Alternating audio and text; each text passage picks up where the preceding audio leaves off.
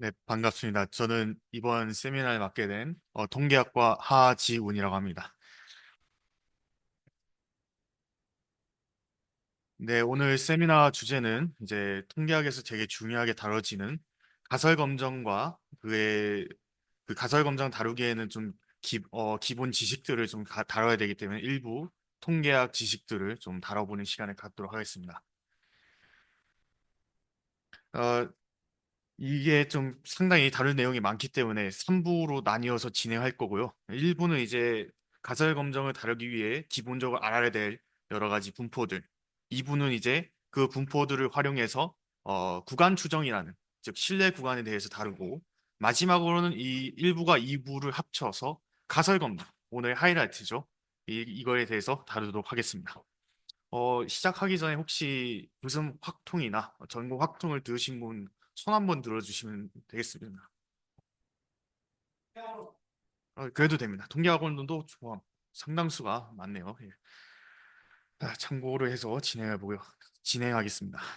자, 일단은 시작하기 전에 완전 기초 확률과 통계 지식을 좀 다루고 할 텐데, 애초에 오늘 다루는 것이 구간 추정과 가설 검정인 만큼 오늘 다루게 될 확률 변수는 전부 다 해석학적으로 연속인 확률 변수를 다루게 됩니다.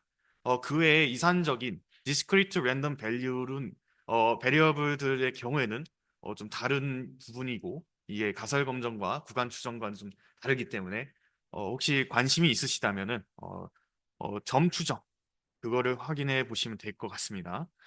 그래서 이제 리마크 이제 보면은 연속 확률 변수에 대해서 함수가 이제 적혀져 있는데요. 이제 그거를 이제 probability density function 이걸 줄여서 이제 PDF라고 이제 하고요.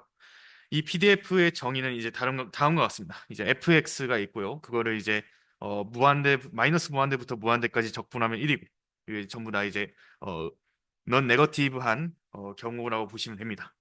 그리고 이제 간단하게 이제 기대과, 즉 다시 말해서 평균과 분산에 대해서 다음과 같이 정의를 합니다. 참고로 요거는 이제 엑시옴이나 다름이 없기 때문에 이 앞으로 등장하게 될 증명에는 좀 수식이 좀 많다라고 생각을 해주시면 되겠습니다.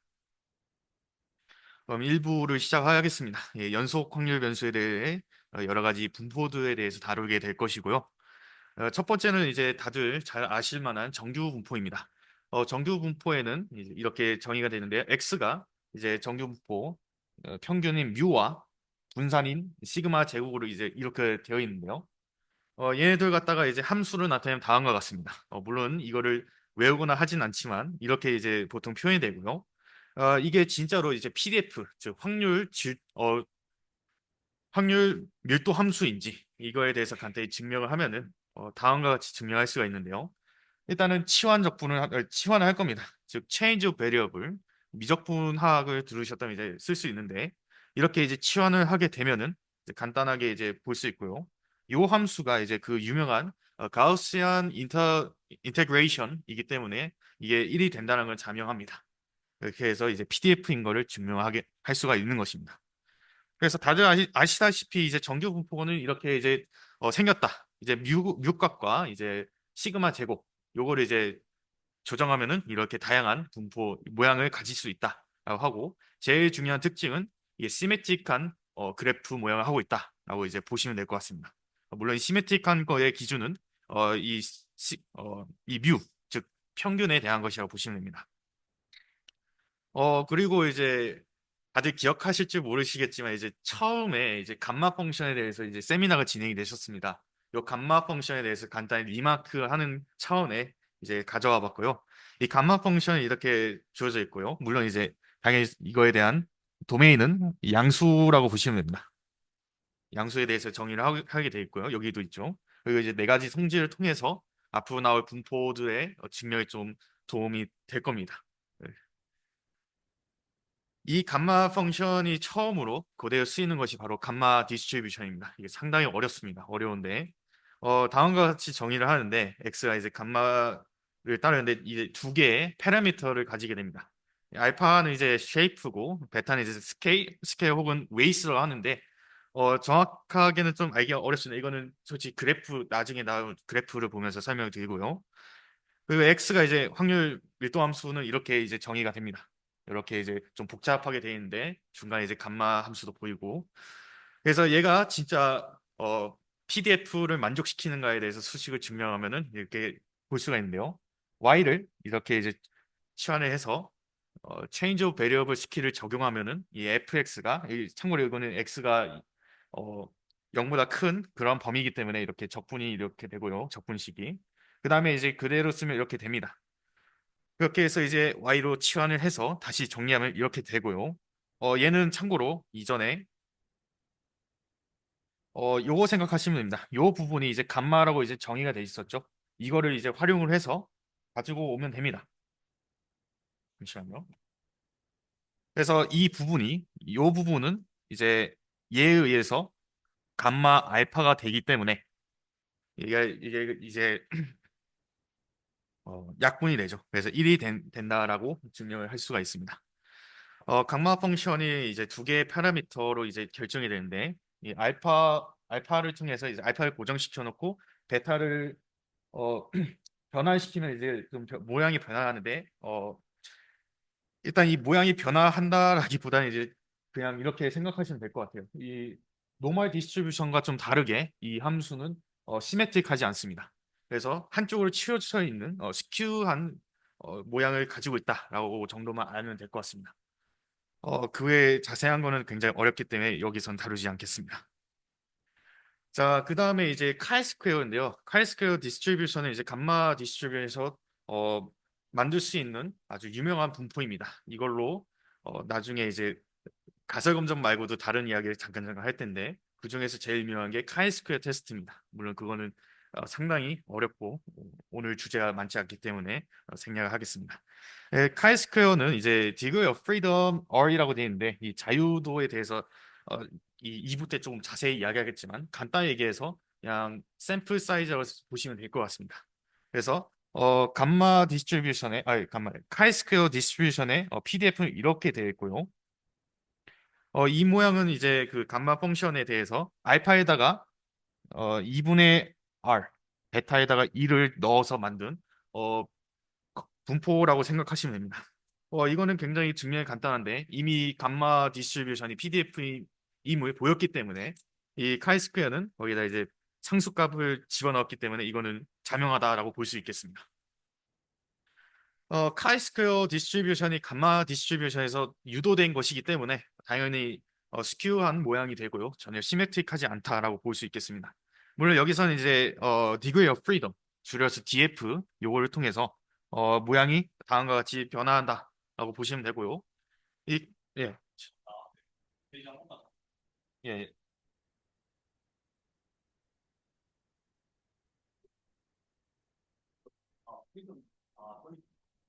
네. 네. 참고로 카이스퀘어는 두 가지로 쓸 수 있는데요. 이렇게 쓸 수도 있고, 이렇게도 쓸 수가 있습니다. 를 이제 밑에다가 이제 쓸 수도 있으나 수열에 이제 넘버링 할 때 거기 쓰는 위치랑 똑같다고 보시면 됩니다. 물론 이 저거 카이스퀘어가 상당히 유용한 디스트리뷰션이기 때문에 이렇게 표가 있고요. 이걸 바탕으로 나중에 이제 2부 때 실제로 이 값을 써볼 것입니다.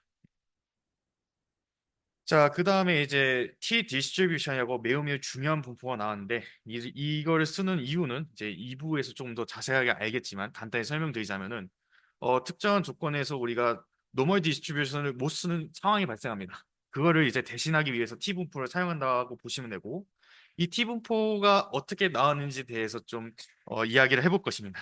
그렇게 해서 이제 두 개의 랜덤 베리어블을 가져왔고요. 하나는 이제 표준화된 정규 분포, normalized normal distribution 그렇게 이제 보시면 되고 하나는 다른 하나는 이제 아까 방금 얘기했던 카이스퀘어 요게 두 개를 가지고 오고 그리고 요게 이제 뭔가 하실 텐데 요거는 이제 두 변수가 서로 독립이다라고 생각을 하시면 됩니다. 요거는 선형대 수학을 들으셨다면 그 벡터의 이제 이너 프로덕트 했을 때 0이 된다. 그러한 성질을 만족시킨다라고 이해하셔도 좋습니다.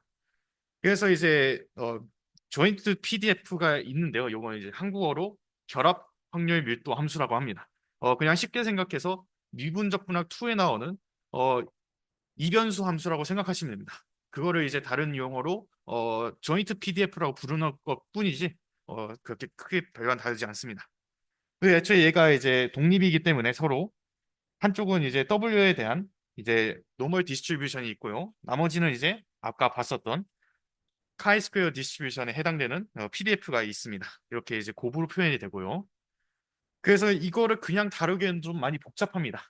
상당히 지저분하고요. 그래서 새로운 랜덤 베리어블 t라는 걸 정의할 겁니다.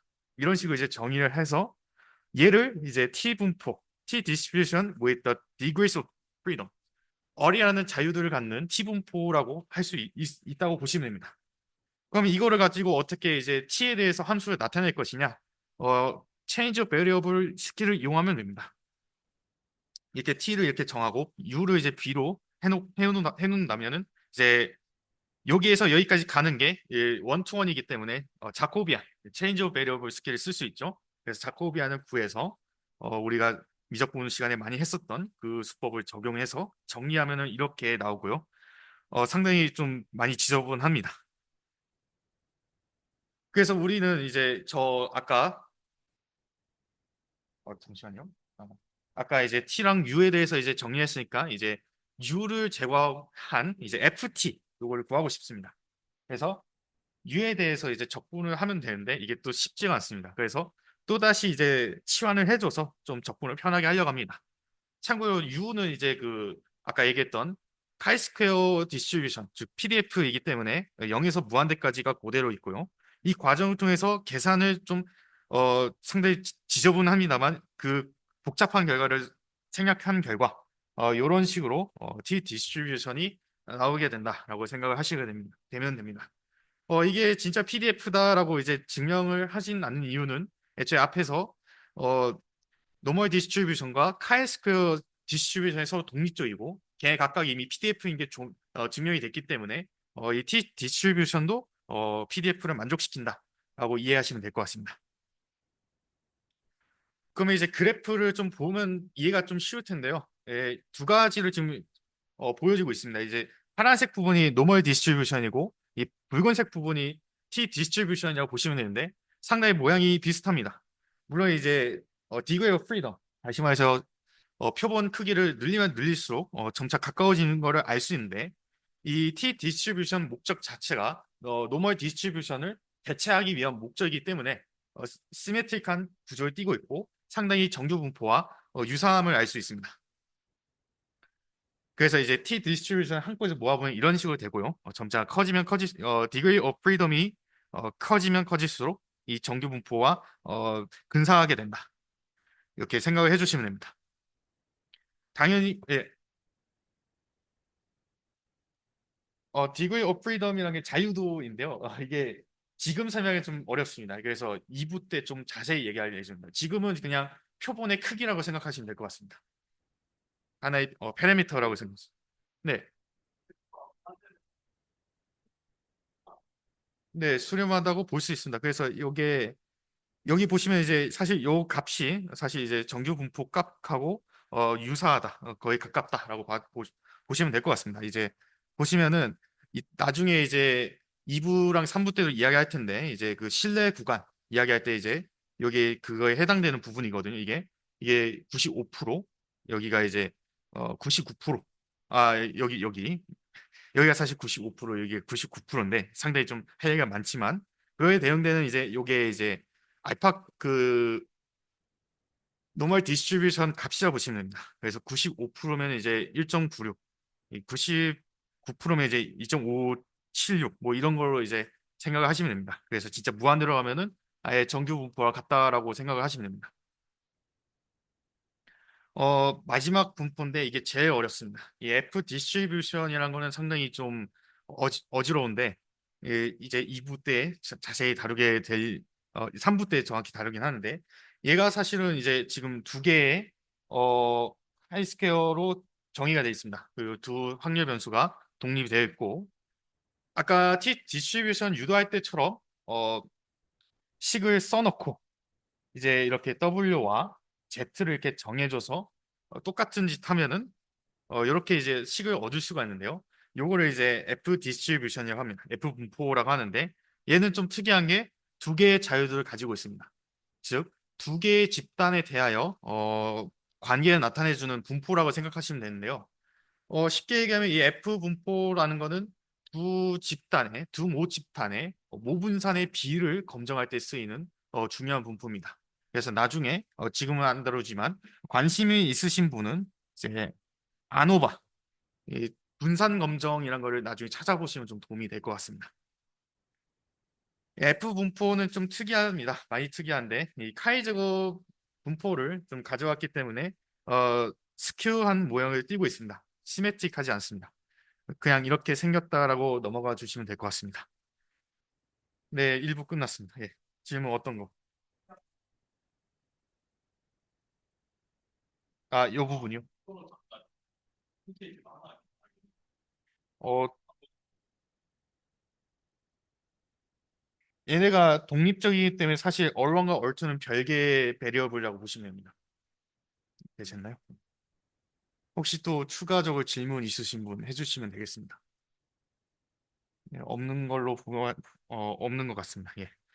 그러면 이제 2부 컨피던스 인터벌 정확히 말하면 이제 어, 구간 추정에 대해서 이야기할 것인데요.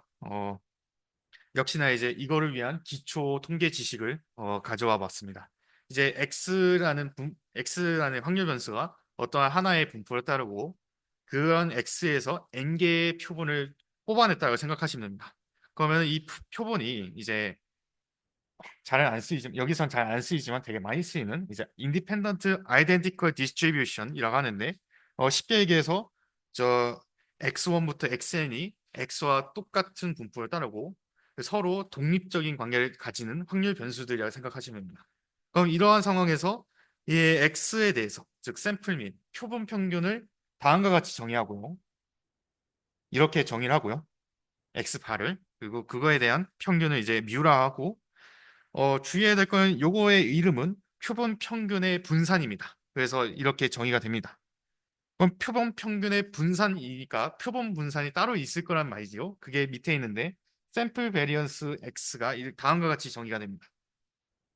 그러니까 이제 요 두 개가 서로 같지 않다라는 점 어, 짚고 넘어가면 되겠습니다. 아, 그 전에 이제 좀 설명을 드리자면 이제 여기서 이제 자유도를 좀 설명을 드릴 건데 마침 이게 좋은 예시라서 이 자유도라는 게 쉽게 얘기하면은 이렇게 정의가 됩니다. 한국어로 적어드리면 자유도는 쉽게 얘기해서 표본 크기, 표본의 수 거기에서 제약 조건의 수를 뺀다라고 정의를 하는데 이 제약 조건이 뭐냐면요. 모집단에 사용되는 여러 가지 모수들이 있습니다. 예를 들어서 이제 모평균, 모분산 이런 것들이 있는데 그거를 이제 대체를 한 개수를 의미한다면 보시면 됩니다. 예를 들어서 이제 표본 분산 같은 경우에는 이게 지금 다른데 이 표본 평균의 분산에서는 이제 n으로 나눠주는데 여기 이제 n-1로 지금 나눠주고 있죠. 이러한 이유가 사실 있는데 여기는 사실 이게 샘플입니다. 샘플로 이제 직접 구할 수 있는데 원래 이 자리에는 뮤가 들어가야 됩니다. 근데 뮤를 일반적으로 알 수가 없기 때문에 뮤 대신에 이 표본 평균을 대신 이용합니다. 이러한 경우를 이제 제약 조건이라고 보시면 되고 쉽게 생각해서 모평균, 모분산을 모르니까 아는 애를 쓰겠다. 이렇게 하면은 표본의 수에서 그 개수만큼 빼준다라고 생각하시면 됩니다. 그래서 여기에 원래는 표본의 개수가 n개인데 이 모평균 대신에 표본 평균을 사용했기 때문에 이를 빼준다. 그래서 n-1하고 n-1로 나눠준다라고 생각하면 됩니다. 이거를 degree of freedom이라고 합니다. freedom. 이렇게 생각을 해주시면 됩니다. 뭐 보통 분포에 쓸 때는 그냥 샘플 사이즈라고 보시면 됩니다. 거기에는 이제 제약 조건이 없기 때문에. 자, 이제 구간 추정의 핵심적인 친구인 실내 구간에 대해서 이야기할 텐데요. 좀 낯선 친구가 좀 등장합니다. 물론 이제 대부분 다 아실 테지만 세타가 이제 파라미터 이제 한국어로 하면 이제 모수인데 그냥 쉽게 생각하시면은 매개 변수라고 생각하셔도 좋습니다. 그 얘는 이제 이 세타, 얘 세타를 이제 추정하는 대상인 세타 해시라고 보시면 됩니다. 그러니까 얘가 이제 모집단에 해당되는 것이고, 얘가 이제 우리가 이제 샘플 예, 표본 집단에서 구할 수 있는 애라고 생각하시면 됩니다. 그럼 이제 임의의 실수 C랑 알파가 이제 0에서 1 사이인 실수에 대하여 이러한 것들을 이제 만족시키면서 이런 이제 오픈 인터벌로 어, 만들 수 있다면은 얘는 100 곱하기 1마이너스 알파 퍼센트에 해당되는 신뢰 구간이라고 정의를 합니다. 그리고 1마이너스 알파는 confidence coefficient 혹은 confidence level, 쉽게 얘기해서 신뢰 계수라고 보시면 됩니다. 얼마만큼 신뢰할 수 있는가, 그렇게 생각을 하시면 됩니다.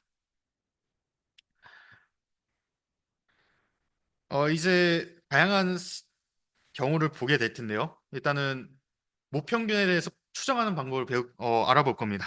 물론 이제 여기에서는 모분산을 알고 있냐, 모르냐 이렇게 나뉘어지게 됩니다. 첫 번째는 좀 간단하게 모분산을 알고 있는 경우, 되게 해피한 경우라고 보시면 되는데, 물론 이때에는 좀 조건이 있습니다. n이 좀 충분히 크다. 이 기준이 이제 30이라고 보시면 되고, 그러한 경우에 이제 x가 표준 노멀 디스트리뷰션을 따르고 있다. 그렇게 해서 n개의 샘플을 뽑아냈고요. 얘가 이제 이렇게 갑자기 도출이 되는데, 요 과정은 이제 그거라고 생각하시면 됩니다. 노멀 디스트리뷰션을 이제 표준화 시킬 때 보통 이제 z 이퀄 x 바 마이너스 뮤를 이제 시그마를 이제 루트에는 나눈 거 이렇게 이제 표현을 하잖아요. 이런 과정에서 x 바 요거를 이제 잘 유도를 해서 정교화 과정에서 튀어나올 수 있는 시기이기 때문에 그렇게 어렵지 않습니다. 그래서 요 구간, 요 오픈 인터벌을 이제 신뢰 구간이 하고요. 뮤를 그래서 이렇게 추정할 수 있습니다. 근데 안타깝게도 이제 이 구간 추정이란 것은 실제 값을 정확하게 알아내는 것이 아니라 그냥 대충 이 범위 내에 있을 것이다라고 추정을 하는 것이기 때문에 정확한 값이 아니다라고 이야기할 수밖에 없습니다. 그래서 그거에 대해서 얼마 정도 신뢰를 할 수 있는가에 대한 척도를 이렇게 나타내 준 거라고 보시면 됩니다. 그리고 이제 의아할 만한 부분이 있는데, 바로 이제 Z 알파분의 2. 요거는 이제 크리티컬 밸류라 하는 건데, 요거를 만족시킬 때 요 값이라고 생각하시면 됩니다. 스튜던트 티오럼에 대해서 좀 알아야 되는데, 이것도 이제 T 분포와 관련이 있습니다. 스튜던트라고 하니까 학생이라고 생각할 수도 있는데 그건 아니고요. 어, 윌리엄 셀리 고세트라는 수학자분의 이제 가명이라고 보시면 됩니다. 필명이라고 보시면 되고, 그래서 그분이 만드신 정리인데요. 아까와 같이 이제 정규 분포에서 n개의 샘플을 추출합니다. 그럼 이제 다음 네 가지를 이제 만족을 한다고 하는데, 요거는 상당히 그 베이직 스태티스틱 부분에서 설명했기 때문에 요거는 클리어해서 증명하진 않겠습니다. 두 번째 거에는 이제 좀 받아들이기가 좀 힘듭니다. 이제 X 바랑 이제 표본 분산이 서로 독립이다라고 하는데, 요게 핵심이 아니기 때문에 요거는 따로 증명을 하지 않겠습니다. 원하시는 분은 이제 발표 끝나고 저한테 요청하시면은 관련 자료를 공유해 드리겠습니다. 오늘 이 부분에서 증명을 할 것은 이제 세 번째고요. 요 네 번째 거는 이제 T 분포의 정의에 의해서 나오는 것이기 때문에 요거는 증명을 하지 않겠습니다. 이 세 번째는 이제 그겁니다. 표본 분산이 카이제곱 분포를 따른다. 물론 이제 요게 n-1에 대한 자유도를 따른다라고 하는데요. 요거를 이제 증명하기 위해서 이제 두 가지, 정확히 얘기하면 한 가지 정리와 한 가지 도움 정리가 필요합니다. 코롤러리. 요 두 개의 정리는 따로 증명하지 않겠습니다. x가 정규 분포 이렇게 따르면은 이 w가 이렇게 이제 정의가 되어 있을 때 카이 제곱 with degree of freedom 1 이렇게 따른다고 볼 수 있고요. 코롤러리는 이제 방금과 같은 상황에서 y를 이제 xi에서 x1부터 sn까지 전부 다 더하면은 그 y는 요거를 이제 따른다. 이러한 분포를 따른다라고 보시면 됩니다. 이 두 가지를 통해서 3번을 증명할 것입니다. V를 이렇게 정의를 하고요. 아까 이제 코로널리를 이용하려고 하는 거죠. 그러면 이제 요게 이제 Z니까 요거는 이제 Z랑 비슷하다라고 보시면 되는데 n이 없으니까.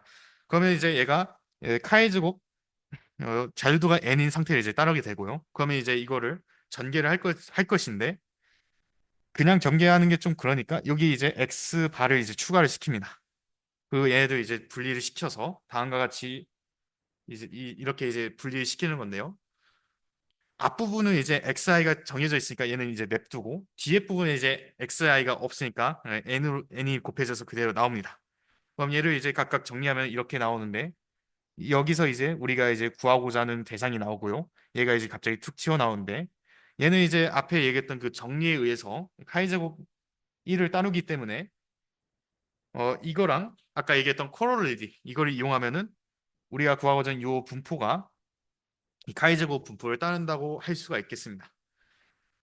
이렇게 증명한 것 이외에도 이 인덕션 스텝을 이용해서도 증명할 수가 있습니다. 그거는 궁금하시면 한번 찾아보시길 바라겠습니다. 자, 이거를 왜 했냐면 이제 모분산을 모를 때의 상황에서 심지어 이제 표본의 크기도 충분히 크지 않아서 정규 분포를 쓸 수 없는 상황에서 쓰는 방법이라고 생각하시면 됩니다. 이때는 이제 아까 얘기했던 정규 분포와 상당히 유사한 T 분포를 쓰게 됩니다. 예, 이거는 이제 모분산을 모르기 때문에 정규 분포를 사용할 수가 없어서 그렇고요.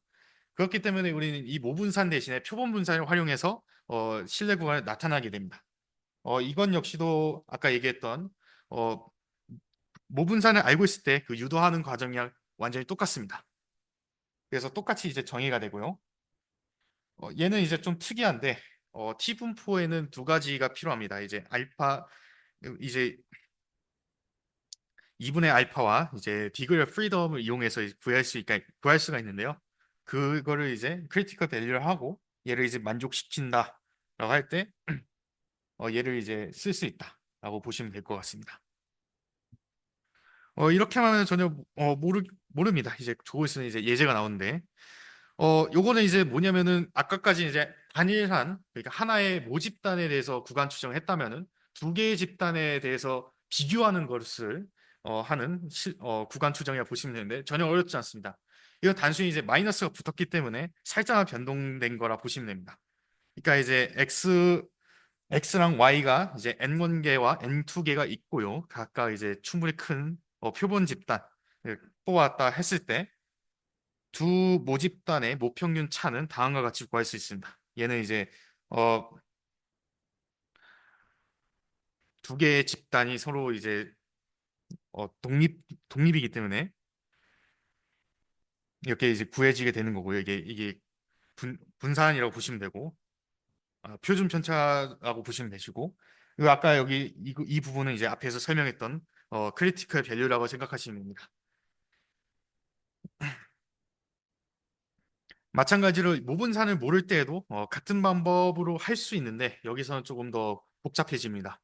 두 개의 모집단에 대응되는 모분산이 서로 같을 때와 같지 않을 때가 있는데요. 그나마 다루기 쉬운 부분이 두 모집단의 모분산이 같은 경우입니다. 그러면 이제 그거에 대해서 이렇게 이제 정의를 할 수가 있습니다. 이렇게 이제 신뢰 구간을 만들 수가 있고요.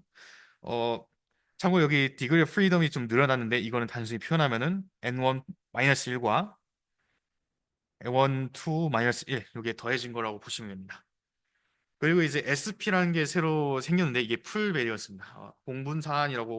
합동분산이라고 생각하시면 되는데 그거는 이렇게 정의를 하게 됩니다. 이제 그 다음은 굉장히 복잡한 상황입니다. 모분산도 이제 같지 않을 경우에는 우리가 일반적으로 쓸 수 있는 그 자유도가 달라지게 됩니다. 즉 아까와 같이 n1 플러스 n2 마이너스 2를 쓸 수 없는 상황이기 때문에 새로운 자유도를 쓰게 되는데 이 세터 스웨이트 자유도를 쓰게 됩니다. 물론 이때는 이제 이것도 공분산 자체도 구할 수가 없기 때문에 따로 이제 두 개의 분산을 각각 더해서 루트를 씌워서 표준 편차라고 만든 거라 보시면 되고 그리고 요게 이제 세트 스웨이트 자유도인데 다음과 같이 복잡하게 정의를 합니다. 물론 이 상황에서는 깔끔한 정수 형태로 나오기가 쉽지 않습니다. 그래서 이러한 경우에는 표에도 나와 있지 않기 때문에 컴퓨터로 계산을 해서 구한다고 보시면 되겠습니다. 이제 구간 추정의 마지막 부분인데요. 이 모분산. 지금까지 이제 모평균에 대해서 추정을 했다면 이제 모분산에 대해서도 추정하는 거를 할 텐데요. 아까 이제 스튜던스 티오름을 통해서 이 표본분산이 카이제곱 분포를 따른다. 요걸 이용하는 것이기 때문에 그거를 생각해 주시면 됩니다.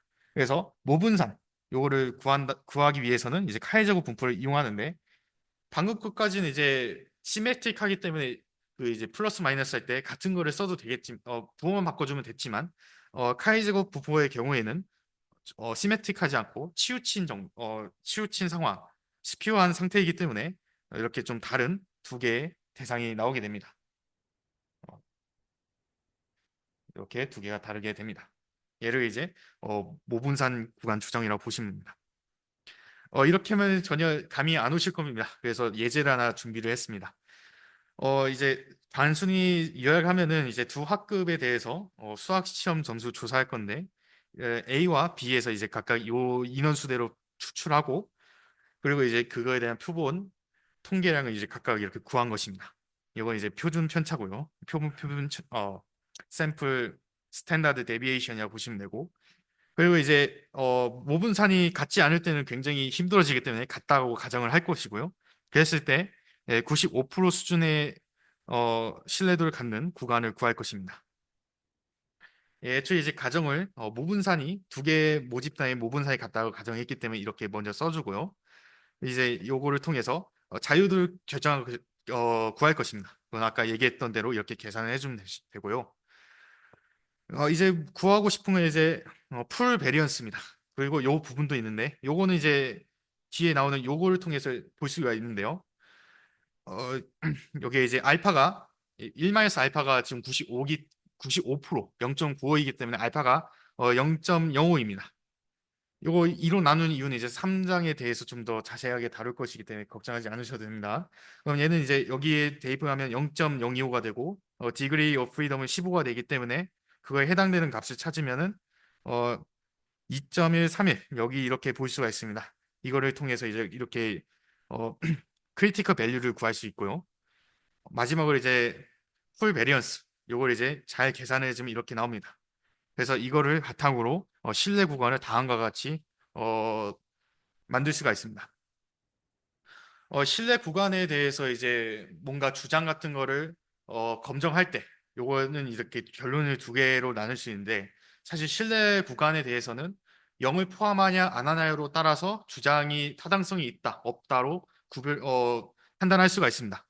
여기 지금 이 상황에서는 지금 요 구간, 요 실내 구간에 대해서는 0을 포함하고 있기 때문에 어, A와 B 학급 간 성적 차이가 크다라고 볼 수가 없습니다. 물론 이제 이 주장에 대해서는 두 학급의 성적 차이가 크다. 이런 거 이제 전제를 깔고 가는데 실제로 구해보니 실내 구간에 0이 포함되어 있기 때문에 그렇게 볼 수 없다라고 결론을 내릴 수가 있고 그 다음에 이제 실질적으로 이제 대략 어느 정도 높거나 낮다 이러한 결론도 내릴 수가 있습니다. 이런 식으로 이제 구간 추정에 대해서 이야기를 나눴습니다. 혹시 여기까지 질문이 있으실까요? 네, 없으면 이제 마지막 파트인 가설 검정에 대해서 이야기를 해보겠습니다. 가설 검정이란 것은 어렵지 않습니다. 이제 사실상 컨피던스 인터벌에서 했었던 모든 내용들이 사실 여기 대부분 다 적용된다 보시면 됩니다. 이 하이포테시스 테스팅, 가설 검정에서는 두 가지 가설을 세워서 서로 이제 누가 어떤 걸 이제 수용할 것인지 혹은 이제 거부할 것인지에 대해서 할 것인데 눌 하이포테시스 귀무 가설 요거 하나랑 얼터네이티브 하이포테시스 대립 가설 이렇게 두 가지 가설을 세웁니다. 그렇게 해서 이제 결과는 이렇게 두 가지가 나옵니다. 근데 이제 의아하신 점이 있을 수 있을 텐데 두나 리젝트라고 하는 이유가 있습니다. 이게 실제로 테스팅 했을 때 H0가 수용할 수 있다라고 말하면 굉장히 위험합니다. 이게 구간 추정에서랑 상당히 유사한 것이라 보시면 되는데 이것도 상당히 신뢰도를 갖고 진행하는 것이기 때문에 어, 확실하게 이야기를 할 수 없습니다. 그렇기 때문에 H0를 수용할 수 있는 가능성을 열어둔다라는 의미에서 두나 리젝트를 쓰는 것입니다. 얘를 이제 기각할 수 없다. 이렇게 생각하시면 됩니다. 그러면 이제 H0와 H1에는 보통 어떤 거를 이제 설정해 두고 가설 검정을 진행하느냐? 이제 보통 H0에는 통력 혹은 상식 같은 걸 이제 배치해 둡니다. 그 H1에는 보통 이제 자신이 이제 증명하고 싶은 뭐 사실이라든가 주장을 여기다 설정하게 됩니다. 그렇게 해서 H0가 기각이 되면은 새로운 사실 혹은 주장이 이제 입증이 되는 거고요. 그렇지 않다면은 H1이 사실상 기각된다라고 보셔도 괜찮을 것 같습니다. 그리고 테스트 스태티스틱 이제 검정 통계량인데요. 아까 이제 무한 추정에서 봤듯이 보통 모평균이나 모분산에 대해서 이제 추정을 한다라고 보시면 됩니다. 그래서 여기 보면은 이제 표본 평균과 표본 분산 요 두 개를 쓸 수 있다. 그렇기 때문에 사실 구간 추정에서 했었던 웬만한 것들이 이 가설 검정에도 그대로 적용이 된다라는 것을 알 수가 있습니다. 그리고 이제 가장 많이 접하셨을 제1종의 오류와 제2종의 오류가 있습니다. 이 제1종의 오류는 실제로는 H0, 즉 기무 가설이 참인데 그거를 실제로는 기각하고 있는 그러니까 가설 검정 결과 기각하고 있는 걸 얘기하고요. 타입 2 에러는 H0가 실제로는 거짓인데 검정 결과 그거를 기각하지 않은 그러한 상태를 의미합니다. 안타깝지만 이 두 개의 에러가 나쁘긴 하지만 이거를 전부 다 제거할 수는 없습니다. 서로 알파랑 베타가 반비례한 관계를 갖고 있기 때문에 제거할 수가 없습니다. 그래서 얘를 제거하기 위해서 한 가지 방법이 있는데요. 그거는 이제 샘플 사이즈를 무지막지하게 크게 키우면 됩니다.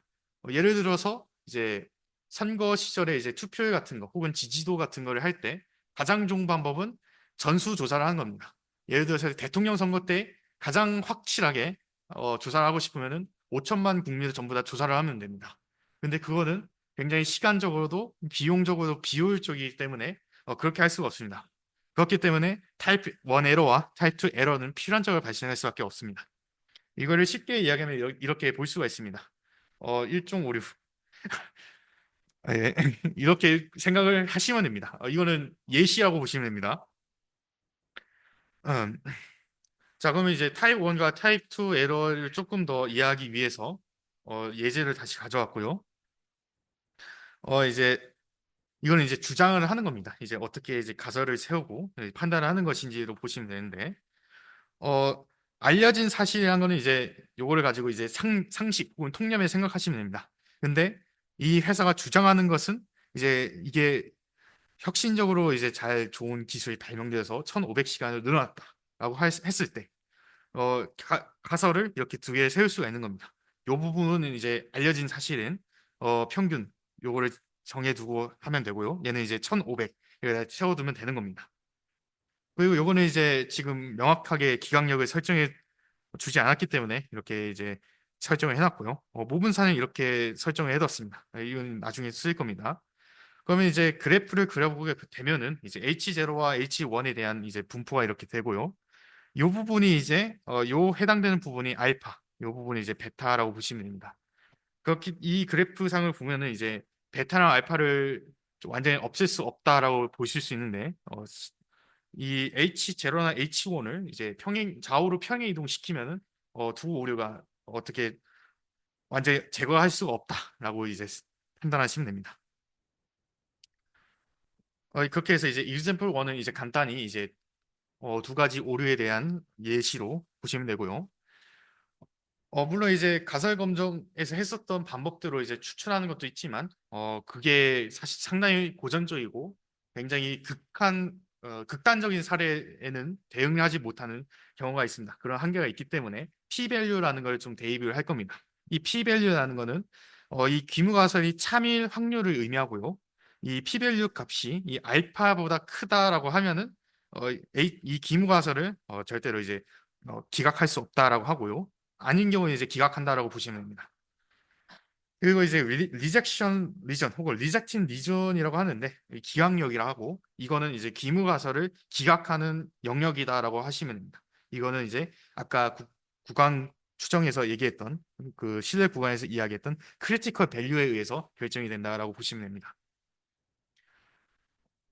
물론 이제 아까 보셨다시피 이제 보통 그래프를 이용해서 추정을 하기 때문에 확률 값을 이용하기 때문에 다양한 테스트가 있네요. 이 원테일 테스트와 투테일 테스트가 있습니다. 이 투테일 테스트는 말 그대로 양쪽 끝. 그러니까 예시를 들자면 이런 이런 이제 정규 분포가 있는데 투테일 테스트는 양쪽 다를 검정한다라고 보시면 되고 원테일 테스트는 둘 중 하나라고 보시면 됩니다. 한쪽만 이제 검정한다라고 보시면 됩니다. 물론 여기 색칠된 부분은 이제 기강력에 해당되는 것이고 이 부분이 알파라고 보시면 됩니다. 이 알파를 이제 한국어로 이제 유의 수준이라고 합니다. 그래서 이제 원테일 테스트의 경우에는 이 부분 전체가 알파라고 보시면 되고 투테일 테스트는 저 양끝 쪽 영역을 전부 다 합쳐서 알파라고 보시면 됩니다. 자, 그럼 이제 가설 검정에 대해서 이야기할 것인데 이거는 구간 추정에서 이미 다뤘던 거라서 상당히 쉽습니다. 똑같이 진행이 되는데 아까 얘기했던 원테일 테스트와 투테일 테스트 요거를 나눠 놓고 이제 가설 검증을 한다고 보시면 됩니다. 그래서 기무 가설에는 이제 알려진 사실, 즉 μ0가 같다. 임의의 상수라고 보시면 되고요.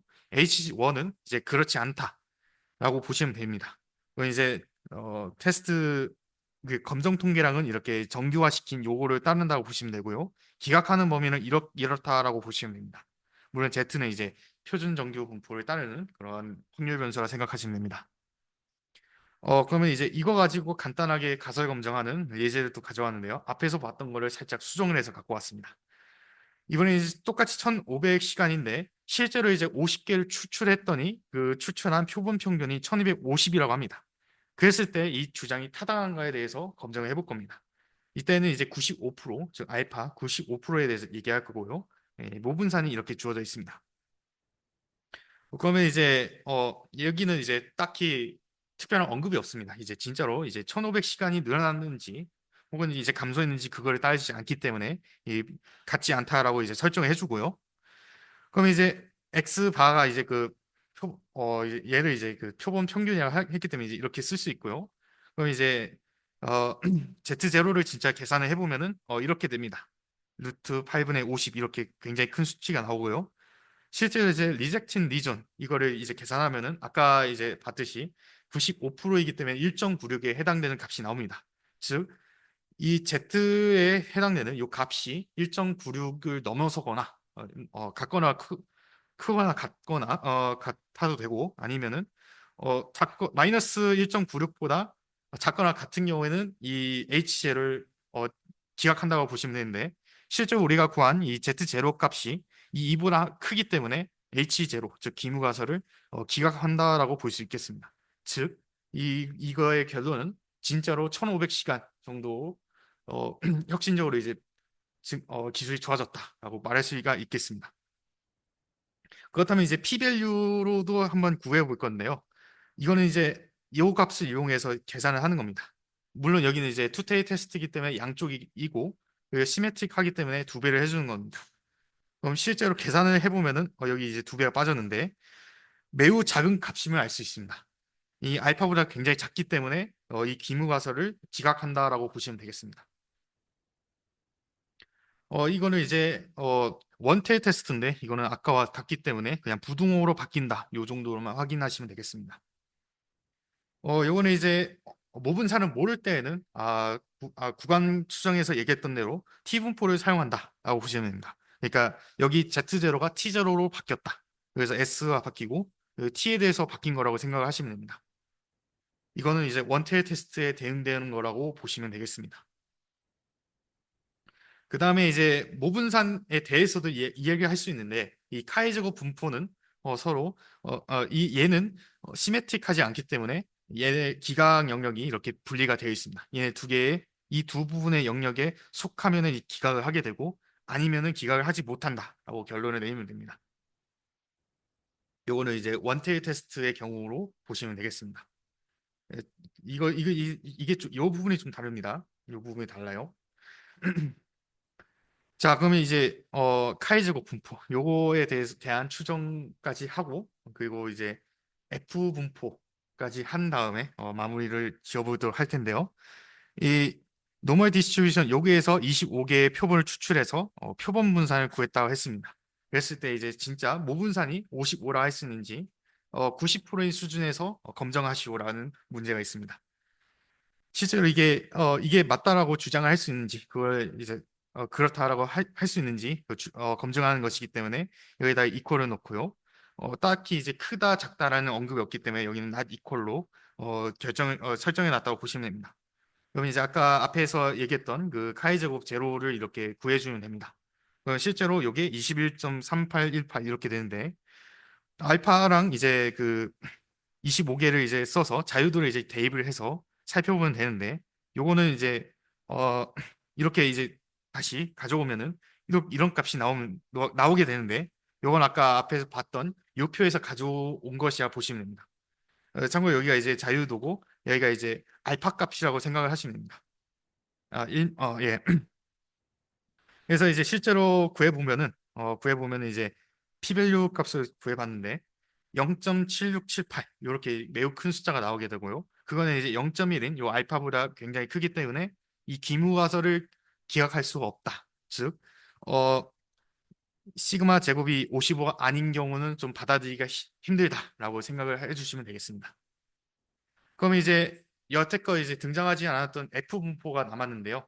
요거는 이제 모분산 검정할 때 쓴다고 생각을 해주시면 됩니다. 이게 상당히 좀 복잡한데 이 간단히 얘기하면은 두 개의 X, Y 여기에 N1과 N2가 이렇게 있고요. 물론 이제 어, 정규 분포를 따른다고 하고 그러면 이제 모분산을 어차피 모르는 상황이기 때문에 표본 분산을 사용해야 됩니다.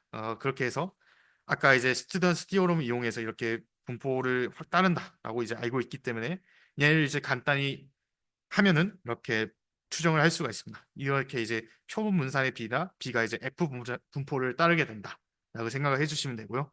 참고로 얘 역수를 취하게 되면은 얘가 여기 인버스가 생기고 그러니까 이거를 이제 써드리면은 이렇게 이거는 이제 그 반대 얘가 이제 시메트릭하지 않기 때문에 반대 방향은 이렇게 이제 보시면 될 것 같습니다. 얘는 인버스 n2-n1-1 이렇게 따른다라고 보시면 되겠습니다. 이거는 이제 u랑 v를 바꿨기 때문에 그럴 수 있다라고 보면 되겠습니다.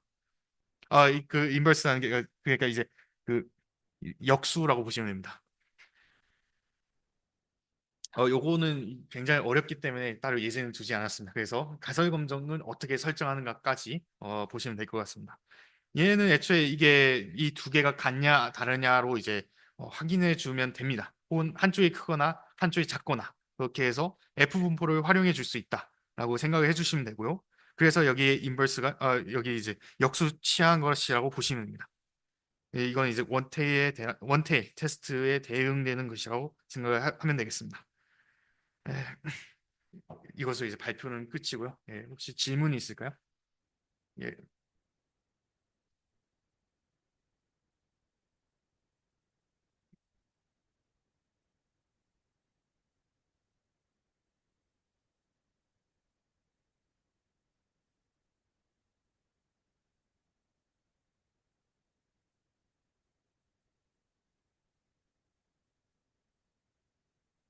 음.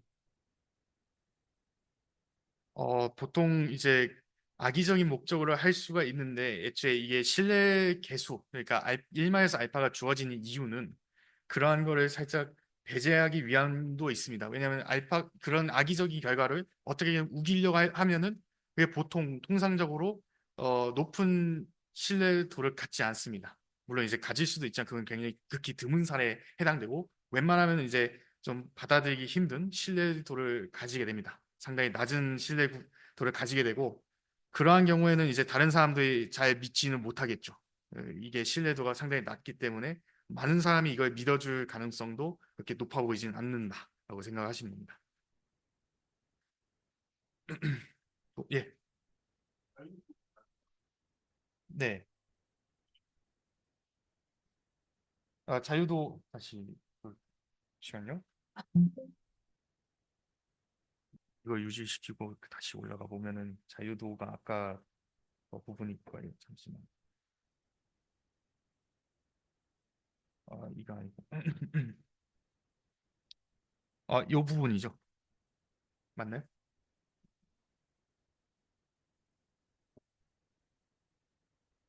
어, 그러니까 쉽게 얘기하면은 원래는 이제 모집단에 해당되는 모평균이라든지 모분산 요걸 이제 써서 구해야 되는데 이걸 모르기 때문에 이거 대신에 표본 평균 혹은 표본 분산 이런 걸 이제 대신해서 쓰는 그러한 상황을 이제 제약 조건이라 하고요. 그렇게 대체된 변수의 개수를 제약 조건 수라고 보시면 됩니다.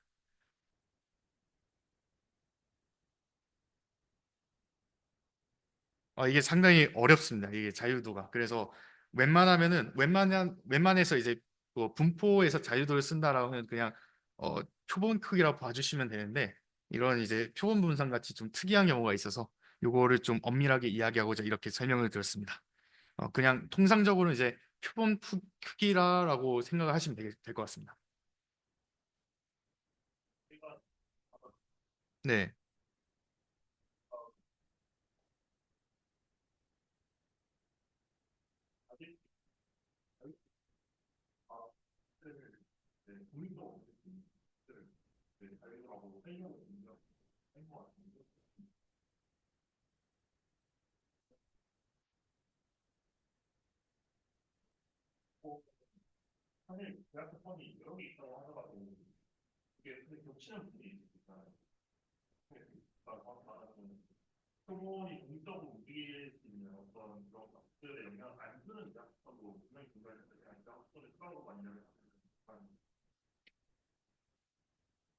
음, 그래서 그 부분을 조금 더 다루기 위해서는 사실 그거를 긁고 와야 되는데 이제 언바이어스드랑 바이어스드 에스티메이터.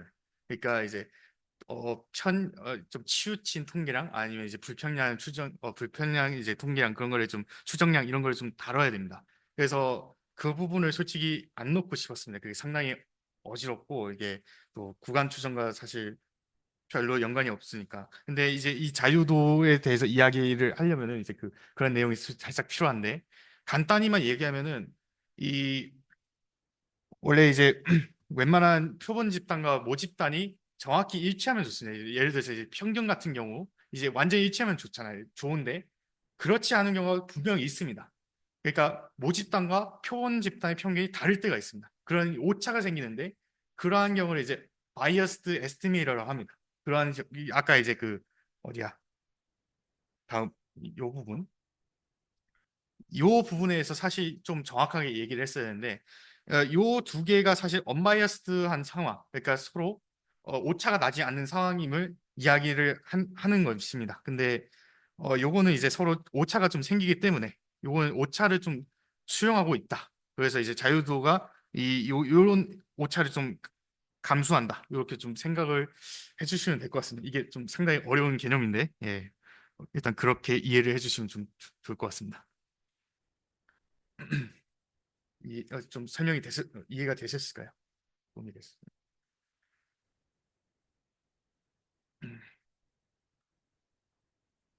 네, 그러면 이것으로 발표를 마치겠습니다.